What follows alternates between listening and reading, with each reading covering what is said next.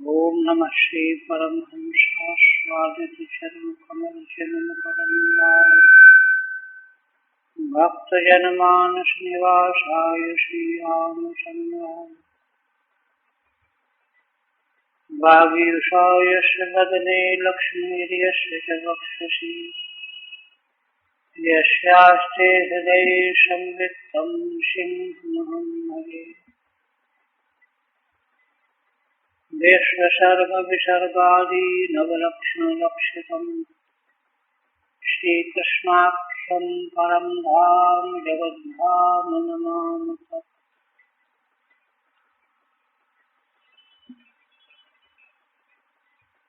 परम आदरणीय यति वृंद, भक्त वृंद एवं श्रोता, श्रीमद्भागवत के नवम स्कंद के अंतर्गत पिछले दिन 15वें अध्याय में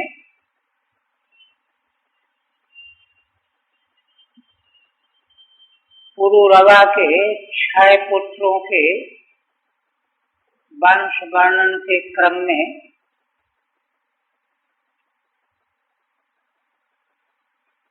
महर्षि जमदग्नि से भगवान परशुराम के रूप में अवतरित हुई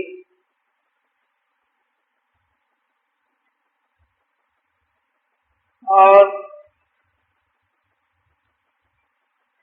श्री परशुराम जी के द्वारा उद्दंड क्षत्रियों का 21 बार संहार किया गया। यह बात पीछे जब भगवान सुखदेव जी ने बताई तो महाराज परीक्षित ने प्रश्न कर दिया कि कार्तवीर्यार्जुन क्षत्रियों ने क्या अपराध किया था। तो उसी का वर्णन करते हुए सहस्रार्जुन के पहले जीवन व्रत का वर्णन करते हुए बताया गया कि उसने भगवान दत्तात्रेय जी की सेवा करके बड़ी भारी सिद्धियां प्राप्त कर ली। वह गर्व से मतवाला हो गया। एक दिन वह शिकार के प्रसंग में महर्षि जमदग्नि के आश्रम में गया। कोई दर्शन करने के लिए दृष्टि से नहीं गया। तो वहां ऋषि ने धर्म समझ करके कि सम्राट जो है आदरणीय होता है, बड़ा स्वागत सम्मान किया। सारी सेना को भोजन आदि से तृप्त किया, क्योंकि ओमधेनु के प्रभाव से यह सब हुआ। तो उस स्वागत से उसको संतुष्टि नहीं हुई। इन ऋषि के द्वारा हमारा ऐसा स्वागत कैसे किया गया, उस कामधेनु के प्रति ईर्ष्या हो गई। ऐसे उत्तम कोटि के रत्नभूत पदार्थ तो हम राजाओं के पास रहने चाहिए। ये तो फल फूल खाने वाले ऋषि हैं, दरिद्र हैं, इनके पास थोड़े चाहिए। ऐसा सोच करके उसने उनसे मांगा भी नहीं, सीधे सैनिकों को आदेश दे दिया कि चलो ले चलो उस कामधेनु को। और रोती चिल्लाती हुई बछड़े के सहित गौ को ले गया। परशुराम जी जब बाहर से आए, उनको समाचार मालूम पड़ा तो क्रोध में आकर के धनुष बाण और फरसा लेकर के दौड़ पड़े सिंह की तरफ। और अभी वह अपनी राजधानी में प्रवेश कर ही रहा था कि पहुंच गए। उसने 17 अक्षौहिणी सेना मुकाबले के लिए लगा दिया। किंतु भगवान परशुराम ने अकेले ही सारी सेना का संहार कर, रक्त की नदी बहने लगी। शास्त्रार्जुन आया, देखा, क्रोध में आकर के एक साथ 500 धनुषों में बाण चढ़ा करके प्रहार करने के लिए उद्यत हुआ। उसी समय भगवान परशुराम ने अपने एक ही बाण के द्वारा उसके सारे धनुष बाणों को काट दिया। फिर वह पर्वत की शिलाएं, वृक्षखंड, इनको उठा उठा करके प्रहार करने लगा। तब परशुराम भगवान ने उसकी हजारों भुजाओं को काट करके गिरा दिया, वृक्ष की डाल की तरह से। इतना करने के बाद फिर उसका सिर बड़ा ऊंचा था, पर्वत शिखर के समान, उसको भी फरसे से काट करके गिरा दिया।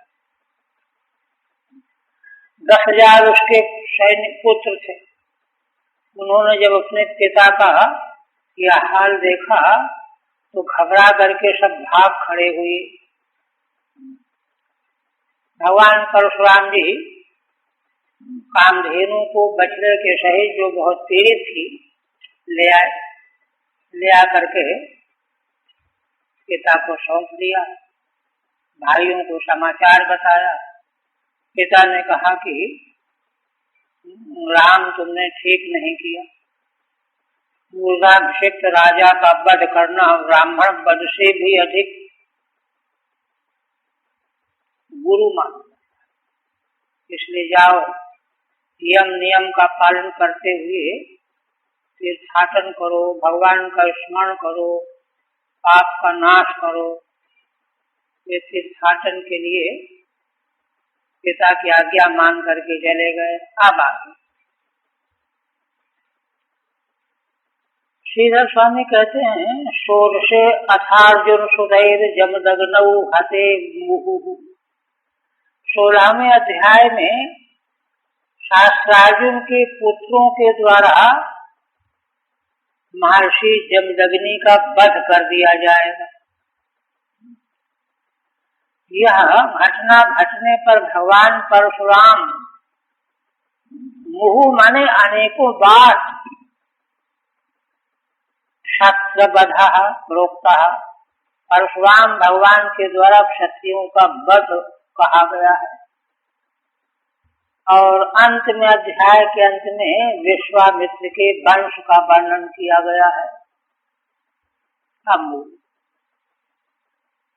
शेषोवाचो, पूर्व प्रसंग से जोड़ते हुए भगवान सुखदेव जी कहने लगे, पित्रोपशिक्षितो रामस्तथेति कुरुनंदन, संवत्सरं तीर्थयात्रां चरित्वा सम्माव्रजत्। पिता जमदग्नि से शिक्षा प्राप्त करके भगवान श्री परशुराम तीर्थाटन के लिए चले गए। 1 संवत्सर तक तीर्थाटन करके लौटे, आश्रम में आए। कदाचित् रेणुकायाता गंगायां पद्ममालिनम् गंधर्वराजं क्रीडन्तम् अप्सरोभिः अपश्यत। एक बार की घटना है कि जमदग्नि की पत्नी रेणुका, रेणु ऋषि की कन्या है, गंगा से जल लेने के लिए गई हुई थी। वहां क्या देखा, गंधर्वराज कमल की माला गले में पहने हुए अप्सराओं के साथ जल क्रीड़ा कर रहा है। विलोकयन्ते क्रीडन्तम् उदकार्थम नदीम गता। अब उसको ये देखने लगी, उसकी क्रीड़ा को। गई तो हुई थी जल लाने के लिए गंगा तट, गंगा जल। होम बेलाम सस्मार हवन का जो समय था उसका उनको ध्यान न रहा, उसकी जल क्रीड़ा को देखने में व्यग्र हो गई। किंचित चित्ररथ स्पृहा, चित्ररथ जो गंधर्व था उसके प्रति उनका मन स्पृहा से युक्त हो गया। किंचित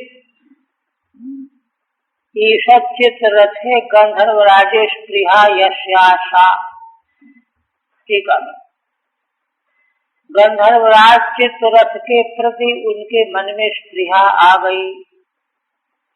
यद्यपि यहाँ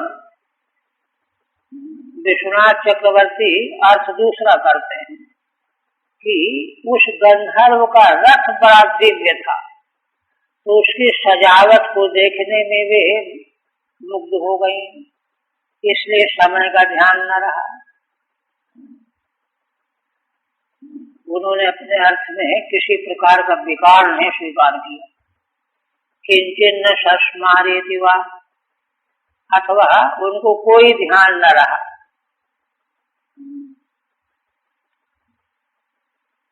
फिर कहते हैं कालात्ययम तम विलोक्यो मुने शाप विशंकिता, थोड़ी देर के बाद ध्यान आया और उनको लगा कि अरे बड़ा समय हो गया, अब मुनि कहीं शाप न दे दें, शाप से भयभीत हो गई। आगत्य कलशम तस्थौ पुरोधाय कृतांजलि, जल लेकर के आई, जमदग्नि महर्षि के समक्ष जल रख दिया और हाथ जोड़ करके खड़ी हो गई। कलशम पुरोधाय अग्रे निधाय कृतांजलि, व्यभिचारं मुनिर्ज्ञात्वा पत्न्या प्रकुपितो ब्रवीत्, घनतैनां पुत्रका पापाम् इत्युक्तास्तेन चक्रिरे। रेणुका देवी का इस प्रकार का ध्यान चिंतन मानसिक स्खलन जान करके सर्वज्ञ ऋषि जमदग्नि कुपित हो गए और उन्होंने अपने पुत्रों को आज्ञा दिया कि इसको मार डालो। घनतैनाम पुत्र का पापाम इत्युक्तास्तेन चक्रिरे, ऐसा जमदग्नि के द्वारा कहे जाने पर भी उनकी हिम्मत नहीं पड़ी। मानसम विचारम ज्ञात, विश्वनाथ चक्रवर्ती कहते हैं कि नहीं, वहां समय का अतिक्रमण जो कर दिया इससे वे कुपित हुए, क्योंकि सदाचारी ऋषि लोग समय के बड़ा ध्यान रखने वाले होते हैं।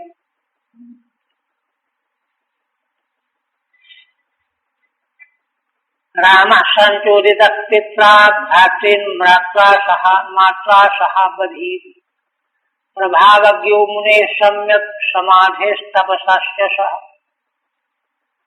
अब इधर सबसे छोटे पुत्र भगवान परशुराम जी थे, इनको अंत में पिता ने कहा कि तुम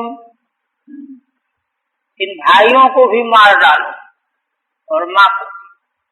देखिए उनका क्रोध का आवेश, भाइयों ने तो कोई इतना बड़ा अपराध नहीं किया था। तो इससे मालूम पड़ता है कि कालातिक्रम से ही वे क्षुब्ध हो गए, क्रोध हो गए। विश्वनाथ चक्रवर्ती का दृष्टिकोण ये। तो भगवान परशुराम ने तुरंत उठ करके चारों भाइयों का सिर काट डाला, माँ का भी सिर काटा। प्रभावज्ञो मुने सम्यक समाधिस्तपसाश्च सह।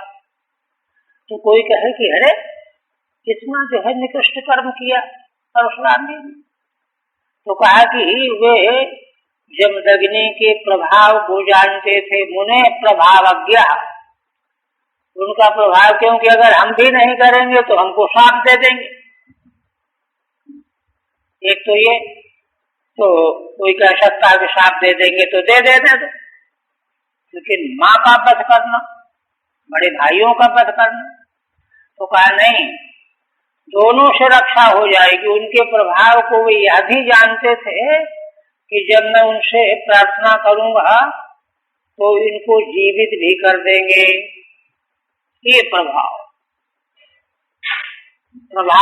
मुने सम्यक समाधि तपसाश्च, समाधि और तप का प्रभाव। आज्ञाति लंघिनाम भ्रातॄणाम मातुश्च बधे संचोदित सन। आज्ञा का उल्लंघन किया जिन चारों भाइयों ने, उनको और माता का भी वध किया प्रेत किए जाने पर। मुनेर यह समाधि तपश्च तयो प्रभाव किया। कारण यह है कि जब अग्नि मुनि का जो समाहित व्यक्तित्व और तप, इसके प्रभाव को भगवान परशुराम अच्छी तरह जानते थे। तो जानने से क्या निष्कर्ष निकाला उन्होंने? यदि न हन्याम तभी मामपि शक्तुम समर्था। अगर मैं नहीं मारूंगा तो मुझे ये श्राप भी दे सकते हैं। और यदि तो हन्याम, और यदि मैं मार दूंगा तभी मैं संतुष्ट है, तो मुझसे संतुष्ट हो जाएंगे। तो सब संतुष्ट संस्थान भी जीवितुम समर्था, तो इनको जीवित करने में भी समर्थ है। इत जानन नित्यर्थ। तो भगवान है, भगवान तो सर्वज्ञ होते हैं, भूत भविष्य सब जानते हैं। ऋषि जो है अपनी दृष्टि बता रहे हैं। छंदयामासो प्रीतः सत्यवती सुतः। सत्यवती के पुत्र वही जमदग्नि बड़े प्रसन्न हो गए परशुराम जी के, किसने मेरी आज्ञा को पालन किया। तो प्रसन्न होकर के कहा, अच्छा पुत्र वरदान मांग लो। तो बब्रे हता नाम रामोपी जीवितम च स्मृतिम मद बधे। तो भगवान परशुराम ने क्या वरदान मांगा?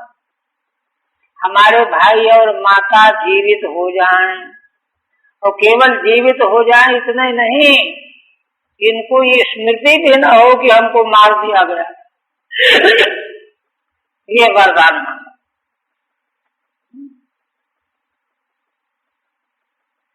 ठीक है ना? उत्तस्थुस्ते कुशलिनो निद्रापाय इवांजसा पितुर्विद्वांस तपो वीर्यम रामश्चक्रे सुहृद्वधम। भगवान सुखदेव जी कहते हैं कि अभी भगवान परशुराम जी ने वरदान केवल मांगा कि हमको ये वरदान दीजिए।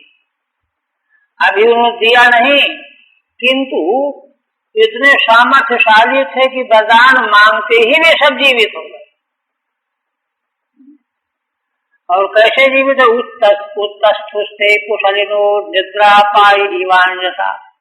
जैसे कोई नींद में सो गया हो, होश न रहा हो, और फिर नींद खुलती है तो आसानी से जग जाता है, उठ जाता है।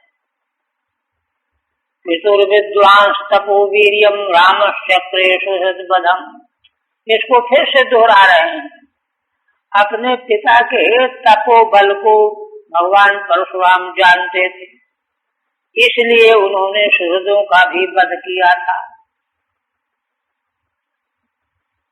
ननु अति निंदितम तत् कथम कथवान। ठीक है, अरे ये तो बड़ा निंदित कर्म है। तत्रा, तो कहा कि भाई पिता के सामर्थ्य को, तपोबल को जानते थे। पूर्वोक्त एवाभिप्राय, कोई अभिप्राय पूर्वोक्त में कह दिया गया ना, अगर नहीं मारूंगा तो श्राप दे सकते हैं, यदि मार दूंगा तो प्रसन्न होकर के वरदान के द्वारा जीवित हो जाएंगे। ये घटना, ये अर्जुन से सुधा राजन स्मरंता स्वपितुर्वधम राम वीरी पराभूता लेभिरे शर्म न क्वचित। उधर का देखिए, शास्त्रार्जुन के 10,000 पुत्र थे, है ना? तो उनको 1 वर्ष से ज्यादा हो गया तीर्थाटन करके भगवान परशुराम जी लौट आए। ये पहले तक करते, किंतु रात दिन जो है इसी चिंता में लगे रहते थे। हमारे पिता को मार डाला, स्मरणतः स्व पितुर्वधम, हमारे पिता का वध किया। राम वीरी पराभूता, और भगवान परशुराम के बल से वे पराजित हो गए थे, हार गए थे।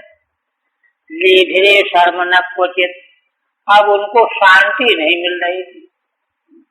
क्षत्रियों को बड़ा पराक्रम का अभिमान होता है, बदला लेकर के मानेंगे।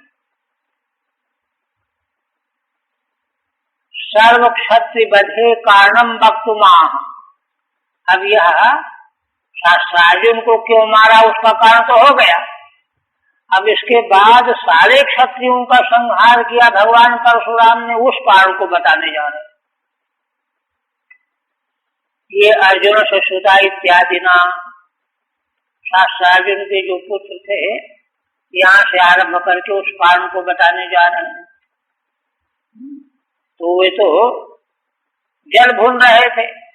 एकदा समतो रामे शब्दातरि वनम गते, वैरम शिशाधैषवो लब्ध छिद्रा उपागमन।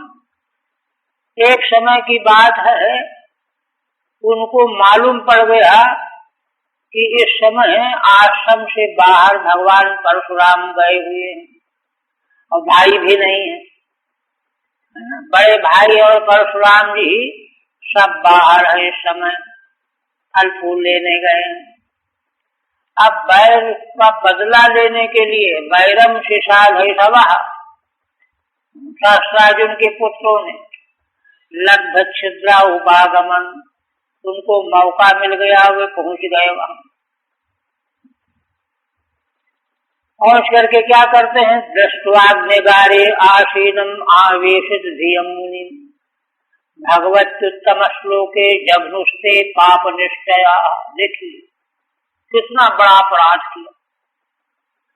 जाकर के देखा कि अग्निहोत्रशाला में महर्षि जमदग्नि अपनी मन बुद्धि को भगवान में लगाए हुए हैं, ध्यान मग्न है।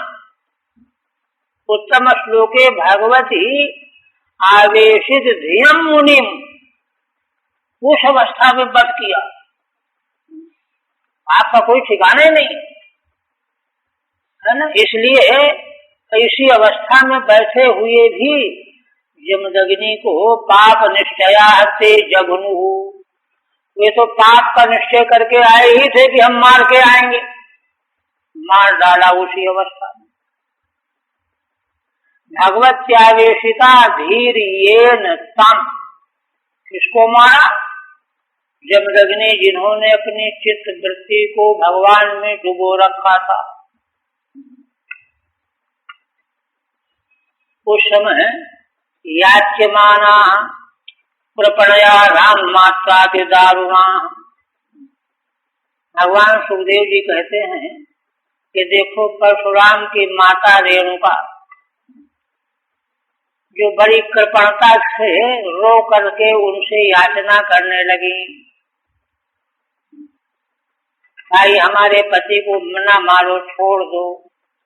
किंतु वे तो बड़े दारुण थे, क्रूर थे। क्रूर व्यक्ति को क्या पता चलता है।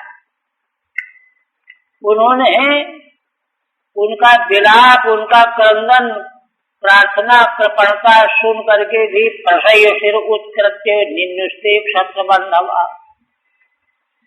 बरात दौड़ करके उनका सिर काट डाला और साथ में लेते चले गए। निन्युस्ते क्षत्रबंधवा, टीका नहीं, क्षत्रबंधवा कहते हैं क्षत्रिय होकर के भी क्षत्रियों जैसा जिसका जीवन न हो, निंदित क्षत्रिय अर्थ।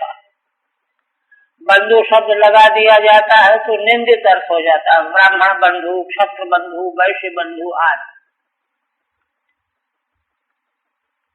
तो वो तो निंदित क्षत्रिय थे ही।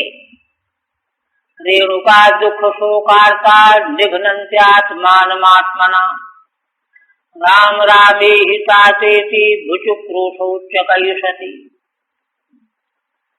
माता रेणुका देवी दुख और शोक से आर्त हो गई, व्याकुल हो गई, अपनी छाती पीटने लगी।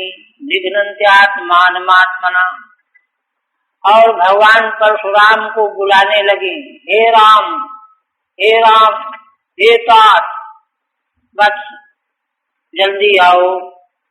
उच्चकई सती विचुक्रोश, बड़ी जोर से आवाज दे करके चिल्लाती हुई इस प्रकार से पुकारने लगी। वो तो कई मील दूर थे जंगल में। तदुपश्रुत्य दूरस्थो हारामित्यार्थवत्स्वनम्, किंतु भगवान माँ का करुण क्रंदन न सुने, ये कैसे हो सकता। जैसे भगवान आदि शंकराचार्य माँ को वचन दे रखा था कि उनकी इच्छा थी कि जब मरने लगूं तब मुझे तुम दर्शन दो, दिखाई दो। तो रुग्ण थी, मरणासन अवस्था में उनको याद आई। भगवान बहुत दूर थे, कहीं उनको मालूम पड़ गया। वायु वेग से भगवान शंकराचार्य आकर के माँ को दर्शन किया। उन्हीं के बारे में सोच रहे थे, आगे खड़े हो, अश्रु निकले है उनके। इसी तरह से है ना, तदुपश्रुत्य दूरस्थो हारामित्यार्थवत्स्वनम्, दूर थे परशुराम जी, किंतु हाराम हाराम हे तात, यह दुख से भरा हुआ ध्वनि सुनाई पड़ी माता की, दूर से सुन लिया। अब तो सब काम छोड़ करके दौड़ करके लौट पड़े। त्वयाश्रम आसाद्यो ददृशे पितरम हतम, शीघ्रता में आश्रम में आए तो वहां क्या देखते हैं, अरे पिता को तो मार डाला इन लोगों।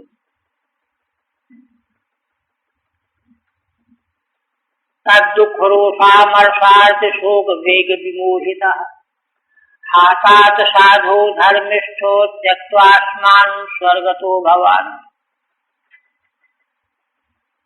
भगवान परशुराम जी अपने पिता के इस अनुचित वध को देख करके दुख और रोष, आमर्ष, है ना, आरती माने ग्लानि, शोक और वेग, बल्कि वेग का सभी के साथ में अन्वय करो। दुख का वेग, रोष का वेग, अमर्ष का वेग, इससे विमोहित हो गए।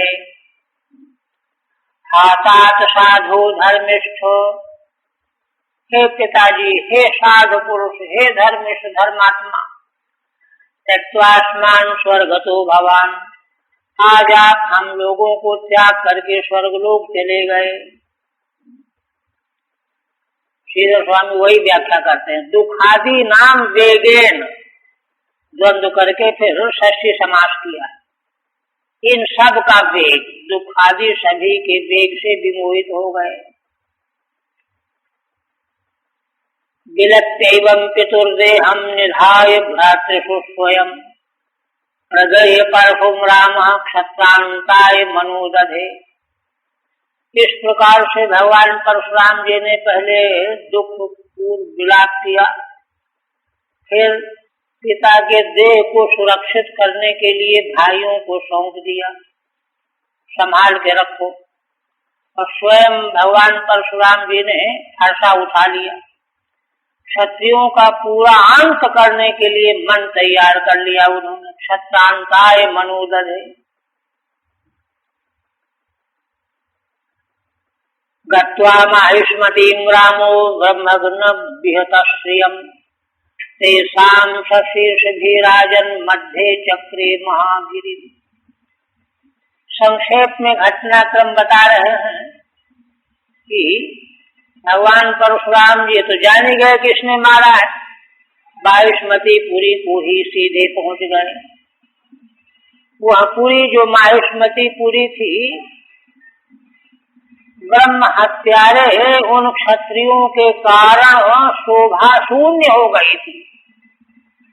ब्रह्मग्न विहत श्रियम, ब्राह्मणों की हत्या करने वाले उन दुष्टों के कारण उस राजधानी की शोभा नष्ट हो गई थी। उसमें जाकर के भगवान परशुराम जी ने सभी शास्त्रार्जुन के पुत्रों का वध कर डाला और वध करके उनके सिर का एक पहाड़ बना दिया। तेषां शीर्षभिराजन् मध्ये चक्रे महागिरि, उस राजधानी के मध्य में ब्रह्म हत्यारे उन क्षत्रियों का सिर काट करके एक पहाड़ बना दिया। 10,000 की संख्या थी ना उनकी। महागिरिम चक्रे, अब यह इसलिए किया कि ब्राह्मण की हत्या करने वाले क्षत्रियों की यह दशा होती है, इसका होश दिलाने के लिए। ठीक है। ब्रह्मग्नैः विहता श्रीर्यस्यास्ताम्, ब्रह्म हत्यारे लोग रह रहे हैं इसलिए उसकी शोभा नष्ट हो चुकी है। हे राजन, सा रामस्तेषां शीर्षभिः माहिष्मत्या मध्ये महांतम गिरिम चक्रे। भगवान सुखदेव जी कहते हैं, राजन परीक्षित, उन भगवान परशुराम ने उन ब्रह्महत्यारों के सिर काट काट करके एक बड़ा पर्वत बन खड़ा कर दिया। तद्रप्तेन नदीम घोराम अब्रह्मण्य भयावहां हेतुम कृत्वा पितृवधम क्षत्रे अमंगलकारिणी। और आगे कहते हैं कि उन 10,000 शास्त्रार्जुन के पुत्रों के रक्त से बड़ी भयंकर नदी रक्त की बह चली। उस रक्त की नदी को देख करके जो ब्राह्मण भक्त नहीं है उनको भय लगा। ब्राह्मण्या नाम भयावहाम, जो ब्राह्मण के प्रति सद्भाव नहीं रखने वाले हैं, द्रोही हैं, उनको भय लगाने वाली थी वह नदी। हेतुम कृत्वा पितृवधम, फिर कहते हैं कि देखो राजन, इस प्रकार से अपने पिता को हेतु मान करके, नहीं तो वो सब शांत हो गए थे। पितृवधम है ना, हेतुम कृत्वा क्षत्रे अमंगलकारिणी, यह सारी क्षत्रिय जाति के लिए अमंगल कारक बन गया, मौका आ गया।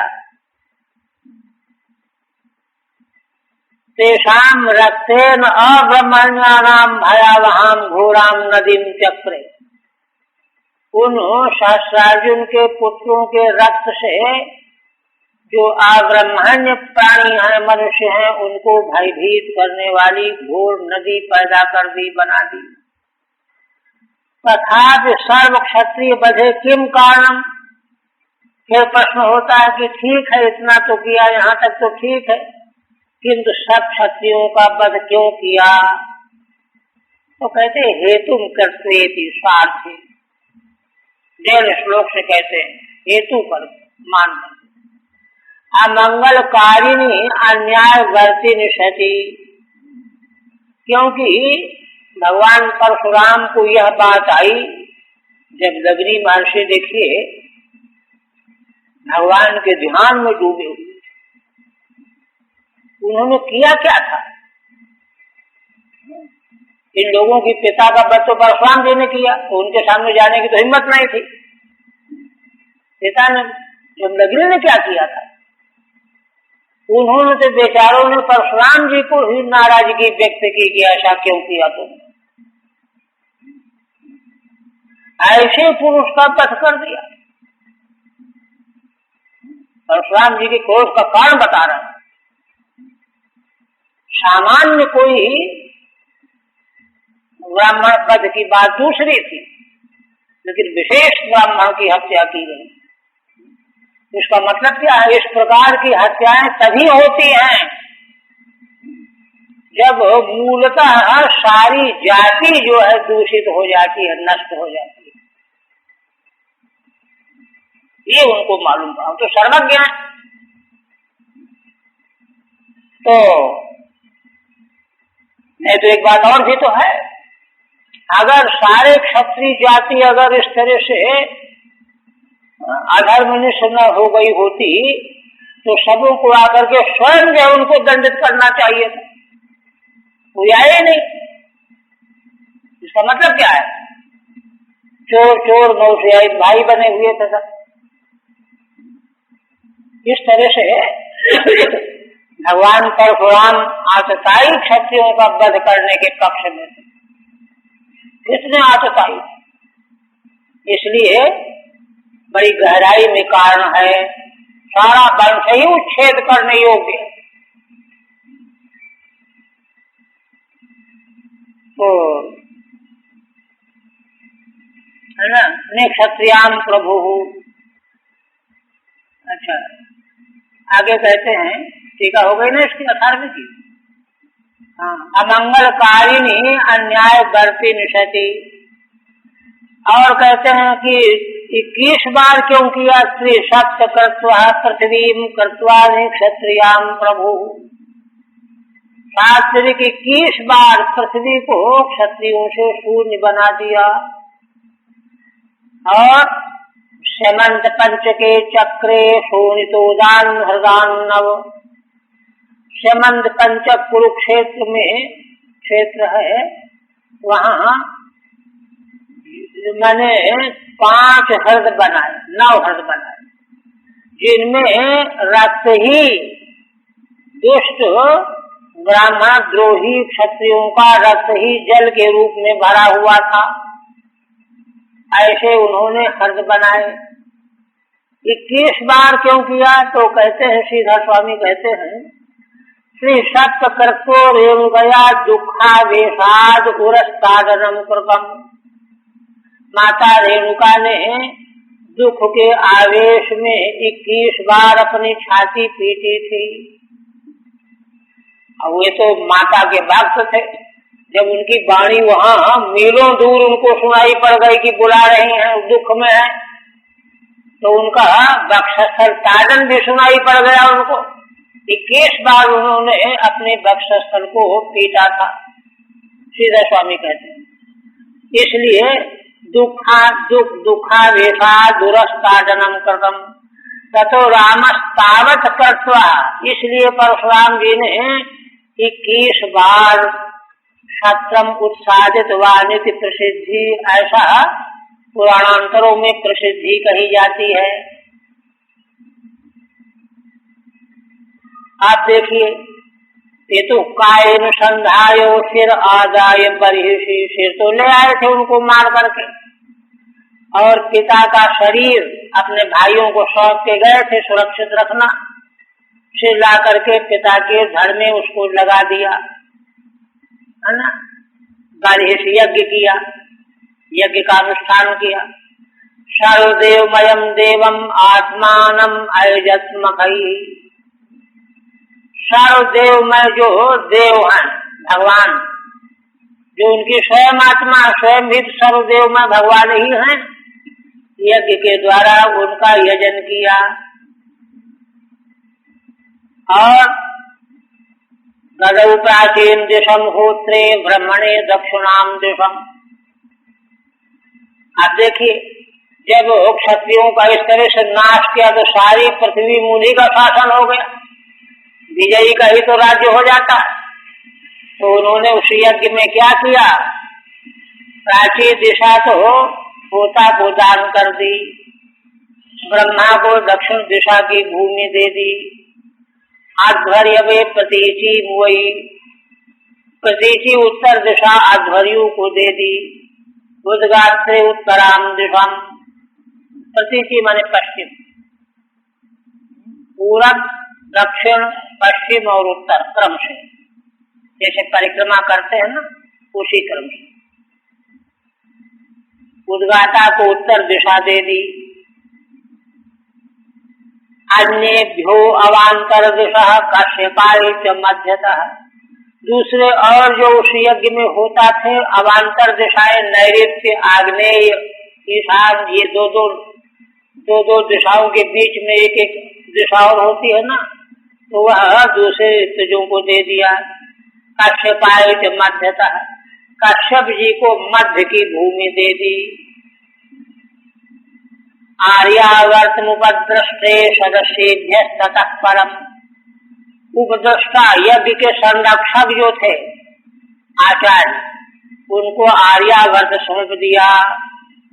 और भी दूसरे जो यज्ञ के सदस्य थे उनको भी दे दिया। ततः परम, जो बची बचाई भूमि थी वह सदस्यों को दान कर दिया। ठीक है नहीं। ततश्चावभत स्नानो विधूता शेष किल्बिषः, इसके बाद यज्ञ पूरा करके सबके साथ भगवान परशुराम जी ने अवभत स्नान किया। अवभत स्नान करते ही सारा किल्बिष उनका धुल गया। यज्ञ इसी तरह से पवित्र कर देता है। सारा किल्बिष धुल गया, शुद्ध हो गए। सरस्वत्याम ब्रह्म नद्याम रेजे भ्रीवान समान, कहाँ स्नान किया? अवभत स्नान ब्रह्म नदी जो सरस्वती नदी है उसके जल में स्नान किया। अब तो वे भगवान परशुराम जैसे बादल के हट जाने से सूर्य चमकने लगता है, प्रकाशित होता है, ऐसे प्रकाशमान होने लगे, प्रकाशित होने लगे। स्वदेहम जमदग्निस्तु लब्ध्वा संज्ञान लक्षणम, ऋषिणाम मंडलेषु भूत सप्तमो राम पूजिता। अच्छा, जमदग्नि जी का सिर लाकर के धड़ से जोड़ दिया तो उनको स्मृति आ गई, माने सूक्ष्म शरीर जमदग्नि महर्षि का जीवित हो गया, है ना। लब्ध्वा संज्ञान लक्षण, संज्ञान लक्षण, उनको मालूम पड़ गया कि मैं जमदग्नि हूँ। और उनको ऋषिणाम मंडलेषु भूत सप्तमो राम पूजिता, भगवान परशुराम ने उनकी पूजा की, सप्त ऋषियों में उनकी स्थापना कर दी। 7 ऋषियों में जमदग्नि भी है ना एक ऋषि। संज्ञान मन स्मृति तदेव लक्षण चिन्हम यश, उनको सब स्मृति आ गई। तम स्वदेहम लब्ध्वा स ऋषिणाम मंडले सप्तम ऋषि अभूत। तो देखिए, परलोक में सूक्ष्म शरीर ही तो जाता है, तो जिसमें होश आया, संज्ञा आई, वही शरीर, सूक्ष्म शरीर सप्त ऋषियों के मध्य में पहुंच गए। जामदग्नियोपि भगवान राम कमल लोचन आगामिन्यंतरे राजन बर्कयिष्यति वै बृहत्। भगवान सुखदेव जी कहते हैं कि राजन, इसी प्रकार से जमदग्नि के पुत्र भगवान परशुराम भी जो कमल नेत्र हैं, आगामी मनवंतर में, माने 8वें मनवंतर में, भी तो 7वां मनवंतर है, आगामी 8वें मनवंतर में ये वेदों के व्यास बनेंगे। बर्कयिष्यति वै बृहत्, बृहत् ब्रह्म वेदम, वेद के संभालने वाले बनेंगे।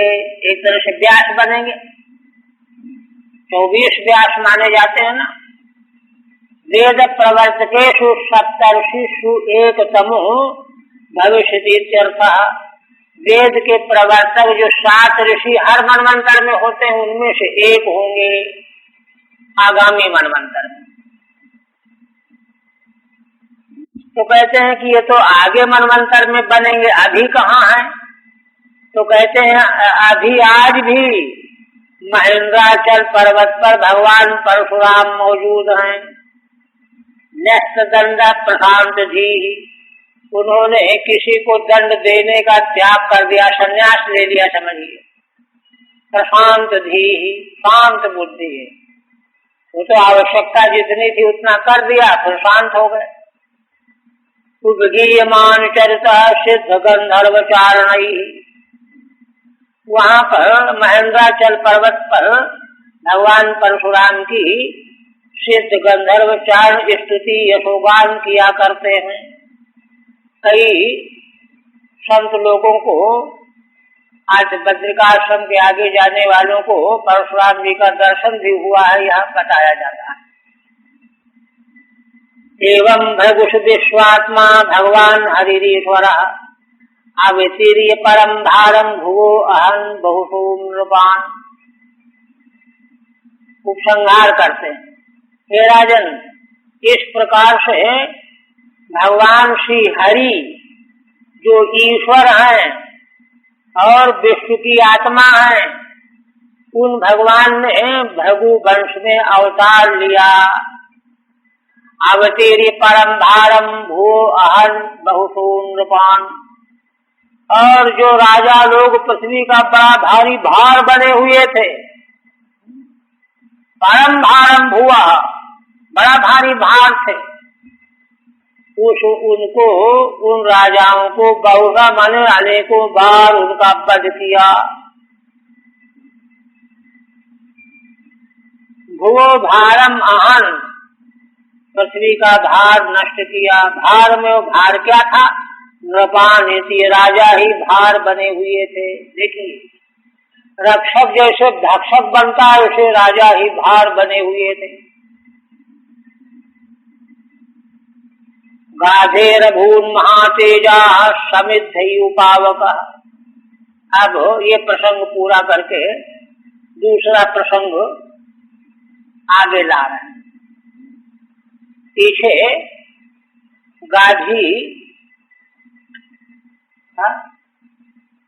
कि कन्या सत्यवती को ही तो दिया था उन्होंने, और फिर वो चरु के द्वारा, है ना, जमदग्नि और भगवान परशुराम प्रकट सत्यवती देवी से, और उधर जो माँ ने चरु ग्रहण किया था उससे चरु बदल लिया था, तो उससे विश्वामित्र हुए, गाधी के पुत्र विश्वामित्र हुए। क्योंकि वह ऋषि के द्वारा चरु जो अलग अलग बनाया गया था मंत्रों से, किंतु भक्षण करते समय चरु बदल लिया गया, तो इसलिए गाधी की पत्नी महारानी से विश्वामित्र जैसे ब्रह्मवेत्ता पैदा हुए। गाधे अभून महातेजा समिद्धयुपावक। कहते हैं कि ये महान तेजस्वी थे, जन्म से ही जैसे प्रज्वलित अग्नि हो ऐसे तेज संपन्न थे।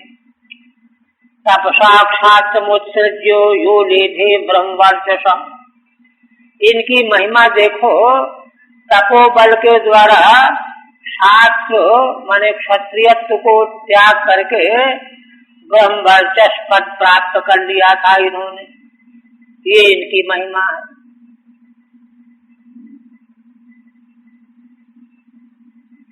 तदेवं प्रसक्तानुप्रसक्तम समाप्ति प्रस्तुत माह। प्रसक्तानुप्रसक्तम क्रम में तो गाधी के वंश का वर्णन कर रहे थे ना, उनकी कन्या सत्यवती, किंतु वहाँ, है ना, जो प्रसंग चल रहा था उसमें अवान्तर प्रसंग आ गए, जिसको छोड़ा नहीं जा सकता। अवान्तर प्रसंग कैसे आया? गाधी की कन्या सत्यवती, उनका विवाह भृगुवंशी ऋषिक से हुआ, उन्होंने स्वयं मांगा जा करके।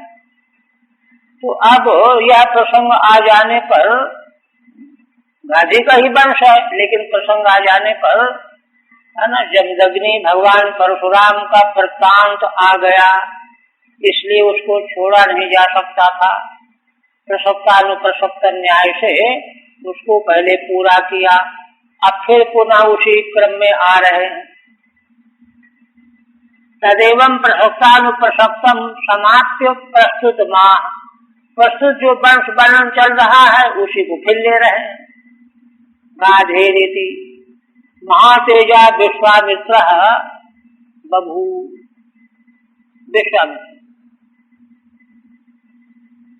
कहते हैं कि विश्वामित्र से चैवासन पुत्रा 100 नृप।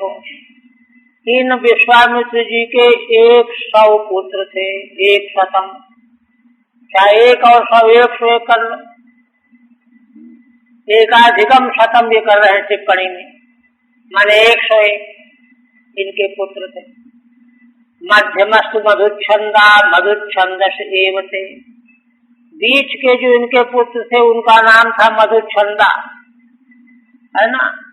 और मधुच्छंदा के नाम से उसके पूर्व के जो संतानें थी 49, वे सब भी मधुच्छंदा के नाम से प्रसिद्ध हो गई। मधुच्छंदस 49, उनको मिलाकर के 50। ते सर्वे लिंग समवायन न्यायेन प्राणभृत उपदधाति इति वन मधुच्छंदस एवोच्यन्ते। कहते हैं मधुच्छंदा तो बीच का पुत्र था 50वां, किंतु उसके पूर्व के जो 49 थे वे भी मधुच्छंदस के नाम से प्रसिद्ध हुए। क्यों प्रसिद्ध हुए? तो उसमें एक न्याय दे रहे हैं, लिंग समवायन न्याय। लिंग समवायन न्याय का खुलासा आगे हो रहा है।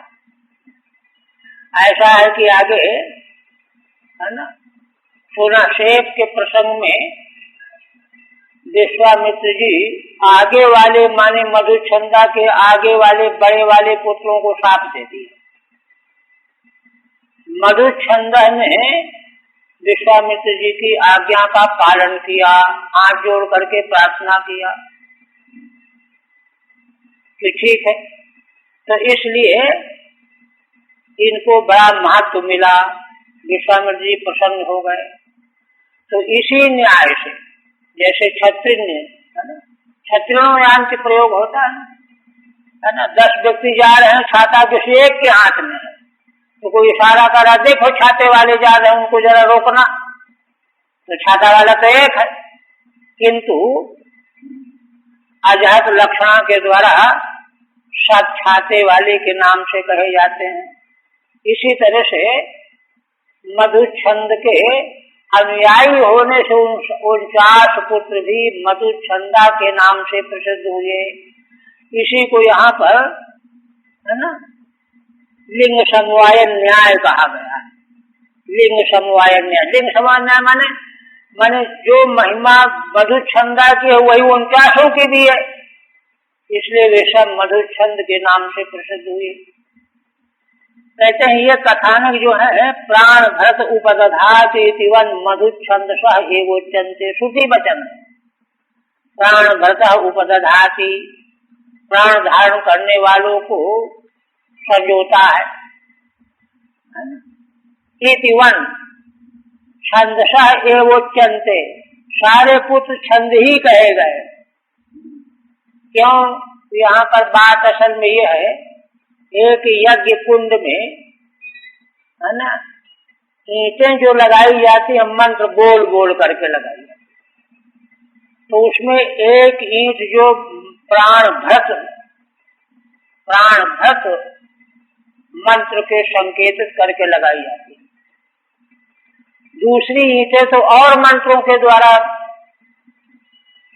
सुरक्षित होती है, किंतु प्रधान जो ईंट प्राणभृत नाम से कही गई है, उसी के नाम से सारी ईंटें जो और लगी हुई होती हैं यज्ञ कुंड में, उन सब ईंटों को प्राणभृत नाम से कहा जाता है।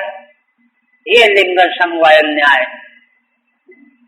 तो मधुच्छंदा के सब अनुयायी थे, जैसे वे थे वैसे वे थे, इसलिए सब मधुच्छंदस के नाम से प्रसिद्धि को प्राप्त हुए,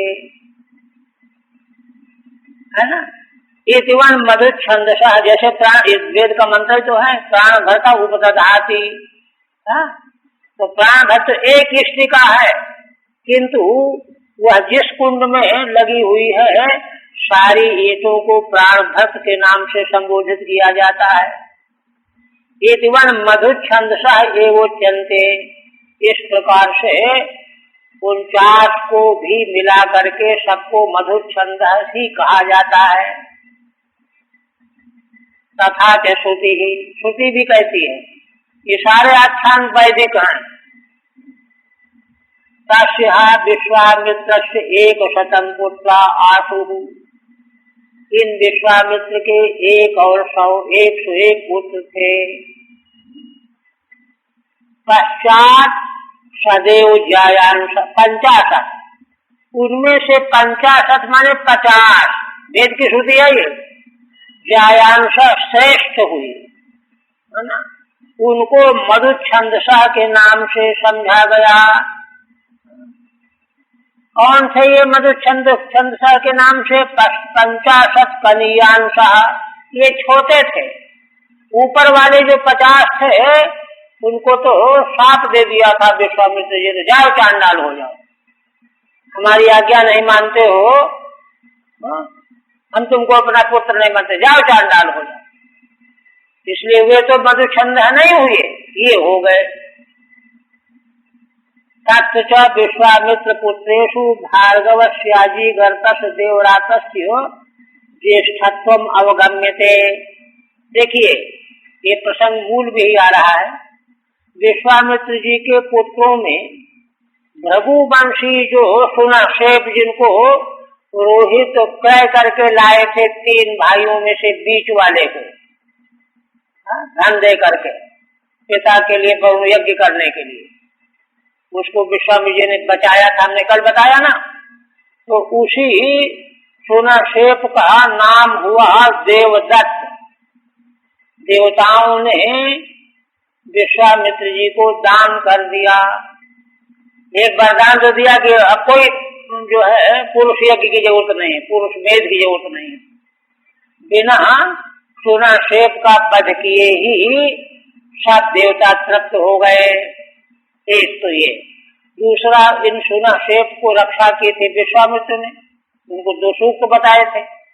तो कहा कि अब आज से यह तुम्हारा पुत्र हो गया, है ना। तो देवई दत्ता, देवदत्ता नाम पड़ा उस पुत्र का, सुनाशेप का, वही कह रहे हैं।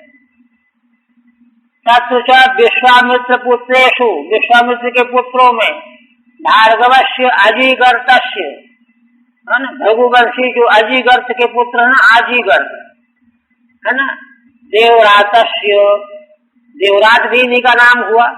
ज्येष्ठत्वम अवगम्यते, इनको ज्येष्ठ माना। और ज्येष्ठ मानने के लिए उन पुत्रों को भी विश्वामित्र जी ने कहा कि अपना बड़ा भाई मानो, उनका मना था, हम नहीं मानते। मधुच्छंदा ने और उनके भाइयों ने कहा कि हम मानते। ये है कहानी। तथा आशुलायन बौधायनादि भी कौशिका नाम देवरात प्रवरक्त मुक्तम। कहते हैं देखो यह बात वैदिक है। इसी प्रकार से आशुलायन और बौधायन नाम के ऋषियों ने भी, है ना, कौशिक, कुशिक के वंश हैं, कौशिका नाम देवरात प्रवरक्त मुक्तम, देवराज जिनमें प्रवर है, ऐसा देवराज को प्रवर वाला माना। प्रवरश्च तस्मिन्नेव वंशे अवांतर भेदो न तु वंशांतरम। प्रवर जो है उसी वंश में अवांतर भेद माना जाता है, दूसरा वंश नहीं होता वो। माने वंश तो गाधी का ही है, विश्वामित्र का ही है, किंतु प्रवर है। अवांतर भेदो न तो वंशांतरम तथा च स्मृति, इसी अर्थ को बताने वाली स्मृति भी है। एक ऋषिर्यावत् प्रवरेष्वनुवर्तते तावत् समान गोत्रत्वं बिना भृग्वंगुरो गणा। कहते हैं कि देखो जब तक एक ही ऋषि का अनुवर्तन होता जाएगा तब तक सब समान गोत्र वाले माने जाएंगे। भृगु और अंगिरा गोत्र में ये नहीं है, इनको छोड़ करके। इति आप कहते हैं पुत्रम कृत्वा सुनाशेपम देवरातम च भार्गवम आजीगर्तम सुताना ज्येष्ठ एष प्रकल्प्यताम। जब देवताओं ने सुनाशेप को विश्वामित्र को दे दिया तो उन्होंने अपना पुत्र माना। पुत्रम कृत्वा सुनाशेपम, विश्वामित्र जी ने सुनाशेप को अपना पुत्र मान लिया। देवरातम च भार्गवम, और इन्हीं का नाम देवरात हुआ। देवई राता मैंने रक्षिता, नहीं तो हवन हो जाता, बलि हो जाती। भार्गवम, ये भृगुवंशी हैं, अजीगर्त के पुत्र हैं। आजीगर्त सुदाना ज्येष्ठ एष प्रकल्पिताम।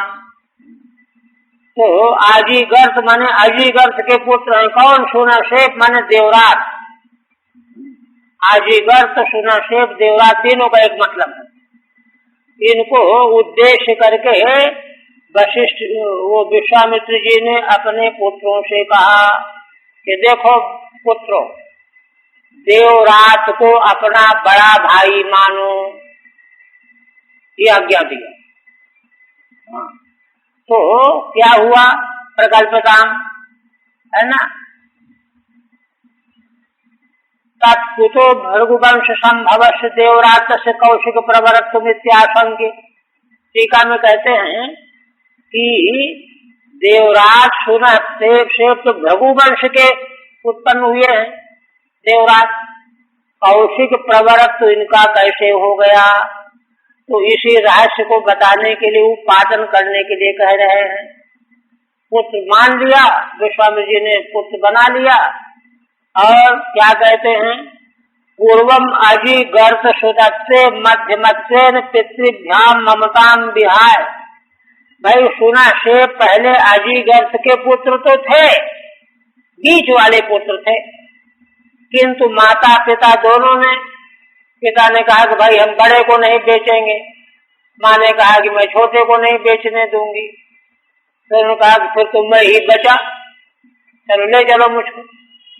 वही कह रहे हैं, मध्यमत्वेन पितृभ्याम ममताम विहाय। माता पिता जब ममता इनके मन से चली गई कि जब दोनों जो है अलग अलग ले लिया, हम उसको छोड़ दिया। विक्रीतत्वात्, ममता छोड़ करके बेच दिया ना। तस्य कृपया सुदाना, है ना, उसका, उनका, उन देवरात का, है ना, उसके प्रति विश्वामित्र जी कृपा से ओतप्रोत हो गए। क्यों? अब तो उनके माता पिता रहे ही नहीं कोई। तो विश्वामित्र को बड़ी करुणा आई और कहा कि देखो पुत्रों को, इसको अपना बड़ा भाई मानो।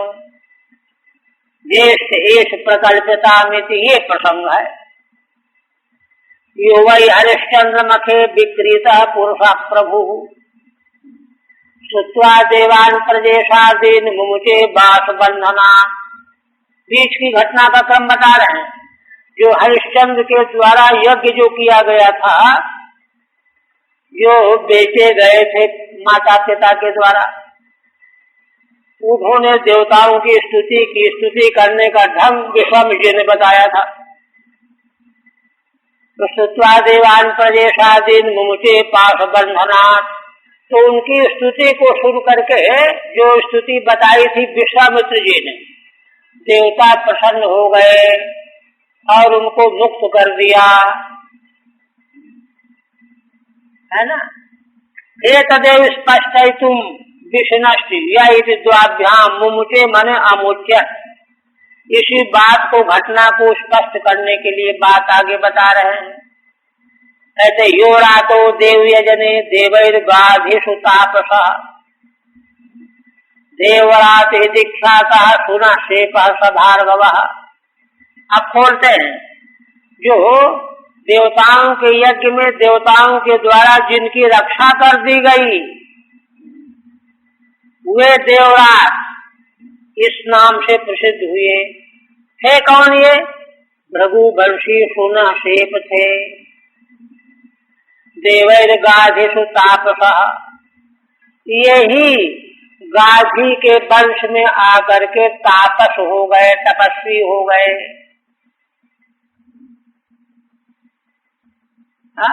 भार्गवोपि गाधिषु गाधेर वंशजेषु देवरात दीक्षातः। भृगुवंशी होने पर भी गाधी के वंश में आकर के देवरात नाम से प्रसिद्ध हो गए, देवरात नाम बदल गए। ये मधुच्छंदसो ज्येष्ठा कुशलम मेदिरे न तब। अब देखिए उस बात को ला रहे हैं कि विश्वामित्र जी ने अपने 7 पुत्रों को आज्ञा दिया, ये देखो तुम लोग इसको अपना बड़ा भाई मानो। मधुचंदा तो 50वें थे, इनसे जो बड़े थे 51-52 तक, उनके लिए कह रहे हैं ये मधुचंद सो ज्येष्ठा, उनसे बड़े थे जो कुशलम मेनिरे न तब। तो उन्होंने ऐसा मानने में अपना कुशल नहीं देखा, माने राजपाट में हमको भागा ही नहीं मिलेगा, फिर तो बड़ा पुत्र जो होगा वही तो भागी हो जाएगा। आशापत्तान को मना कर दिया, हम ये बात नहीं मानेंगे आपकी। तो मुनि ने क्रुद्ध होकर के उनको श्राप दे दिया। आशापत्तान मुनि क्रुद्धो मृच्छा भवत दुर्जना, तुम लोग दुर्जन हो गए हो, जाओ म्लेच्छ हो जाओ, श्राप दे दिया। तत्तस् ज्येष्ठत्वम कुशलम न मेनिरे, क्योंकि इन लोगों ने देवरात को ज्येष्ठ बनाए रखना कुशल नहीं माना। मध्यमस्य अनर्था महत्वम दृष्ट्वा नांगीकृतवन्तः, क्योंकि उनको दृष्टांत मिल गया कि देखो बीच वाला था तभी तो ये बेचा गया, हम इसको बड़ा मानेंगे तो हम बीच वाले हो जाएंगे, इसलिए अनर्थ ही है, राज्य का बात भी नहीं मिलेगा।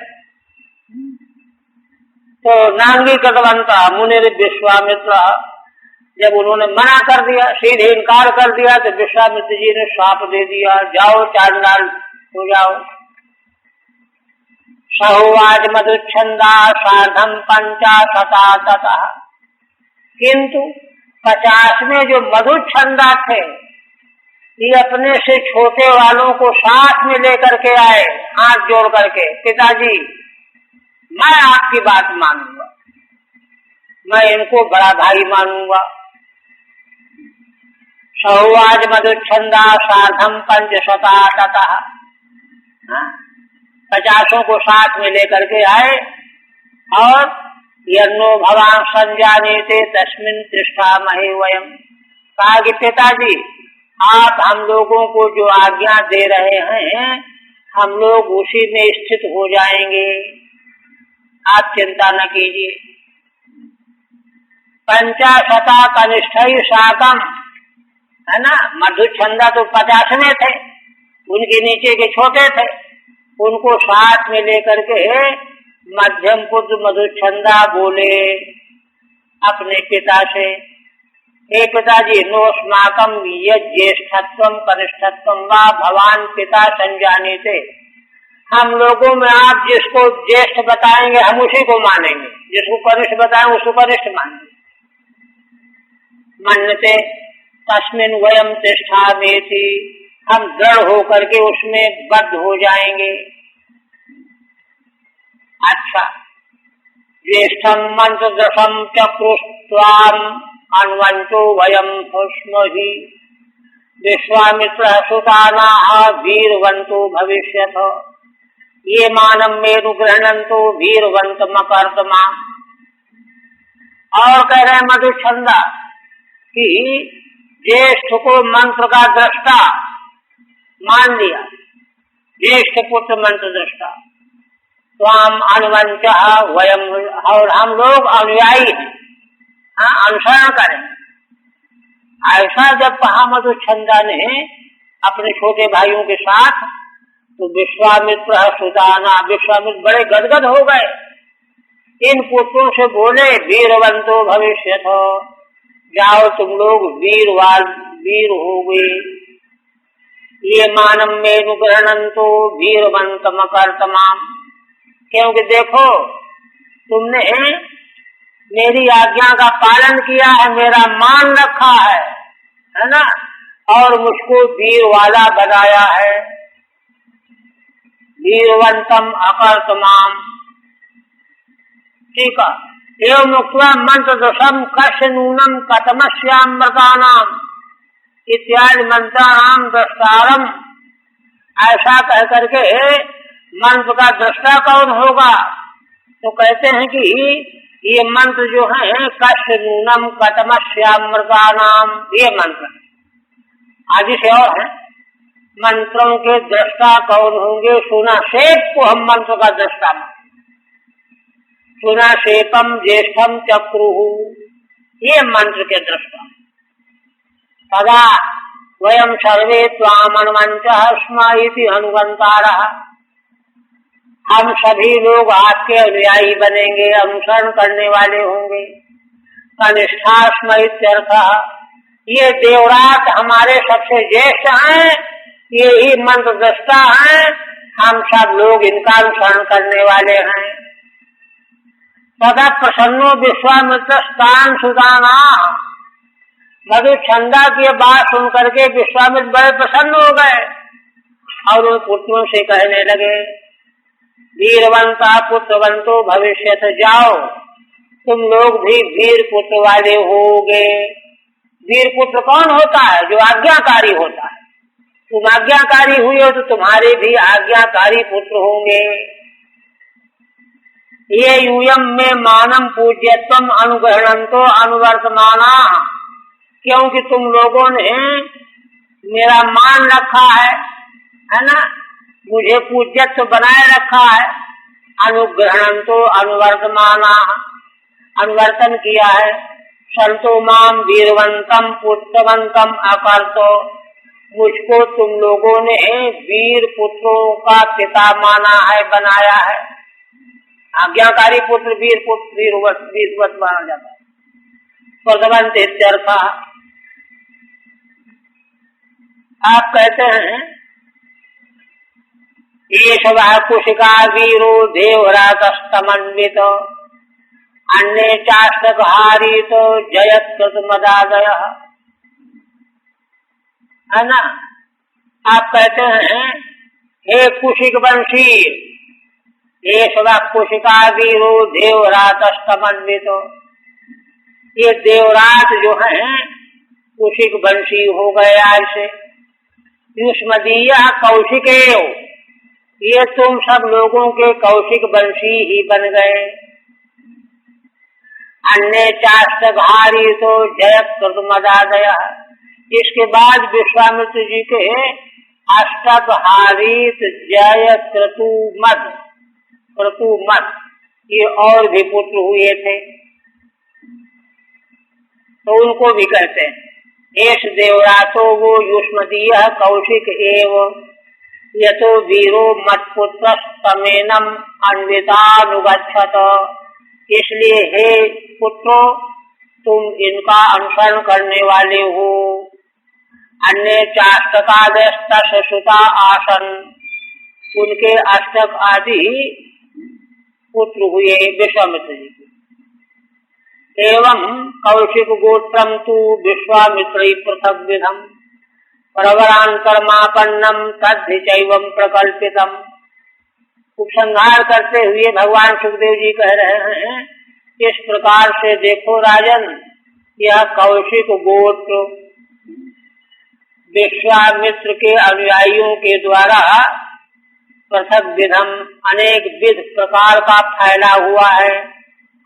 प्रवरांतरमापन्नम, इसमें दूसरा प्रवर आ गया देवरात, आपन्नम तद्धि चैवं प्रकल्पितम, इसलिए यह देवरात प्रवर के नाम से ही, है ना, वंश प्रवंश की परंपरा से बहुत दूर तक फैला हुआ है।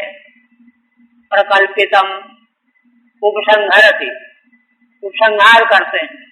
एवमिति एके सप्ताह एके अनुगृहीता, कुछ को तो साप दिया विश्वामित्र जी ने, कुछ पर अनुग्रह किया। अन्यस्त पुत्रत्वेन स्वीकृता, देवराज को पुत्र माना। इत्येवं कौशिक गोत्रम पृथक विधम, इस तरह से कौशिक वंश का गोत्र पृथक पृथक प्रकार का हुआ। नाना प्रकारम जातम तच्च प्रवरांतरमापन्नम प्राप्तम, और दूसरे प्रवर को भी प्राप्त होने वाला यह वंश है। तो दूसरा प्रवर है देवराज ही। यस्मादेवं देवरात ज्येष्ठत्वेन तत्प्रकल्पितम, क्योंकि विश्वामित्र जी ने देवराज को ज्येष्ठ पुत्र के रूप में प्रकल्पित किया है। हरि ओम तत्सत। श्रीमद्भागवते महापुराणे नवमस्कन्धे षोडशोऽध्यायः।